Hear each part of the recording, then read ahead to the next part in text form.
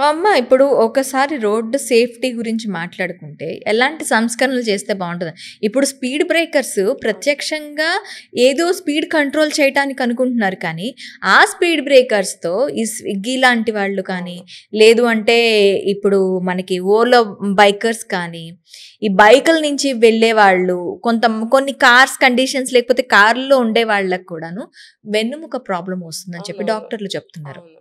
ఈ bulges, disc bulges ఇవన్నీ కూడా ఈ రోడ్లు బాగోకపోవటం వల్లే. అవును.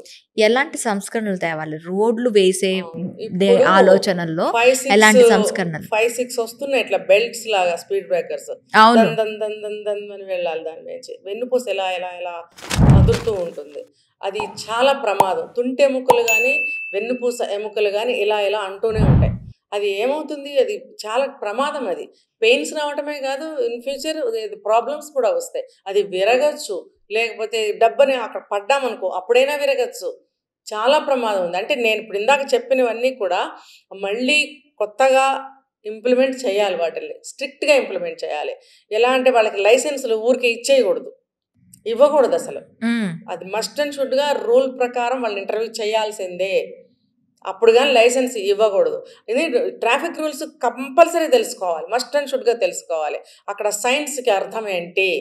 మనం రెడ్ లైట్ ఎలుగుతున్నప్పుడు ఇంకో వే నుంచి ఇలా తిరిగేసి వెళ్ళిపోతారు. ఏంటండి అది? రెడ్ లైట్ ఎందుకేశారు? గ్రీన్ లైట్ వచ్చే వరకు ఆగలేకపోతున్నారే? మరి అలాంటప్పుడు పట్టుకోవాలి. వాళ్ళకి ఫైన్ ఎయ్యాలి. లేదంటే వెహికల్ సీజ్ చేయాలి. లేదంటే లైసెన్స్ రద్దు చేయాలి. ఇలాంటివి చేస్తేనే ఆగుతారు జనం.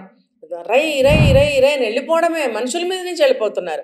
బండికి బండి తగిలేసి కింద పడిపోతే తన్నేసుకోవడం అక్కడ. ఒక మనిషి గబుక్కున గుద్దుకుని పడిపోతే ఆ మనిషిని లేపరు.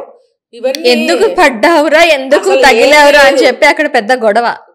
ముందు గొడవ కావాలి అక్కడ. పెద్ద పెద్ద గొడవలు, తగాదాలు అవుతూ ఉంటాయి అక్కడ. ట్రాఫిక్ జామ్ అయిపోతూ ఉంటుంది. దాన్ని క్లియర్ చేయలేక పోలీసులు కష్టపడుతూ ఉంటారు. అక్కడ వాళ్ళ కష్టం కనపడుతుంది గానీ నాకు, మిగతా విషయాల్లో వాళ్ళు ఎటువంటి చర్య తీసుకోవట్లేదు కాబట్టి, మళ్ళీ ఈ రూల్స్ అన్నిటిని స్ట్రిక్ట్ చేయాలి. ఆ స్పీడ్ బ్రేకర్స్ ఏవైతే ఉన్నాయో అవన్నీ 6, 6, 5, 5 కాకుండా ఒక్కటి బ్లంట్‌గా పెట్టొచ్చు. ఇంత ఎత్తుగా ఎందుకు పెట్టాలి? ఇప్పుడు పెద్దవాళ్ళు వెళ్తారండి. ఆ అదురుకి మన కుర్రోళ్ళలాగా కూర్చోలేరు గదా! అటు ఇటు చూస్తూ ఉంటారు. ఆ అదురుకి దెబ్బని నేల మీద పడిన వాళ్ళని చూశాను నేను నా కళ్ళ ముందే.